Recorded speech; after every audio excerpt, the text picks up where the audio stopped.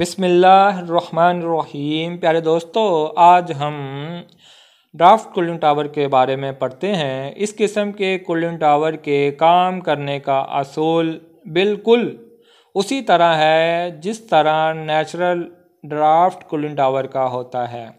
सिर्फ इसमें हवा की रफ्तार यानी कि हवा को ज़्यादा करने के लिए फ़ैन इस्तेमाल किया जाता है। इस तरह पानी जल्दी ठंडा हो जाता है। इस वजह से इसकी जसामत छोटी और कैपेसिटी बड़ी होती है। इस तरह के कूलिंग टावर बहुत ही मकबूल हैं। इसमें पानी भी बहुत कम मिकदार में ज़ाया होता है। इस कूलिंग टावर को कैबिनेट हर तरफ से बंद होती है, लेकिन एक तरफ या आमने सामने दोनों तरफ हवा के दाखिल होने के लिए रास्ते बने होते हैं। कैबिनेट के दरमियानी हिस्सों में डैक का इस्तेमाल होता है। नोज़ल्स में से पानी निकलकर इन डैक्स पर गिरता है और नीचे पहुंचते पहुंचते काफ़ी वक्त लेता है।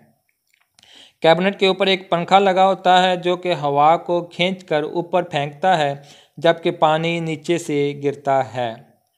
इस तरह हवा पानी में से हरारत हासिल कर लेती है और पानी ठंडा हो जाता है। चुनांचे इसमें हवा की रफ्तार बहुत तेज़ होती है, इसलिए हवा के साथ पानी के बारीक कतरे भी बाहर जा सकते हैं। इन कतरों को बचाने के लिए पंखे के नीचे मुख्तलिफ ज़ावियों पर मुड़ी हुई पत्रियां लगा दी जाती हैं। इनका काम हवा को गुजरने देना होता है, लेकिन पानी के कतरों को वहीं रोक देना होता है।